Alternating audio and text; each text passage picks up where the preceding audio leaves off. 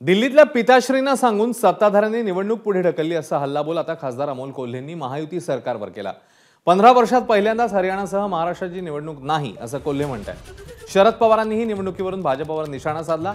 लाल किल्ल्यावरून पंतप्रधान Modi one nation one election बद्दल बोलले, मात्र महाराष्ट्राची निवडणूक जाहीर केली नाही असा टोलाही पवारांनी लगावला। महायुती सरकारनं त्यांच्या दिल्लीतल्या पिताश्रींना सांगितलं तेवढं इलेक्शन कमिशनला सांगा, कुठला तरी क्लॉज वापरा आणि 15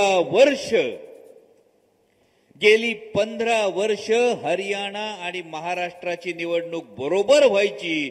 पहिल्यांदा महाराष्ट्राची निवडणूक हरियाणा बरोबर होत नाही। की जम्मू काश्मीरची निवडणूक जाहीर झाली, हरियाणाची झाली, झारखंड आणि महाराष्ट्राची झाली। महाराष्ट्राच्या निवडणुकीच्या संबंधी त्यांचा हा निर्णय एक प्रकारचा विरोधाभास आहे। एबीपी माझा, उघडा डोळे बघा नीट।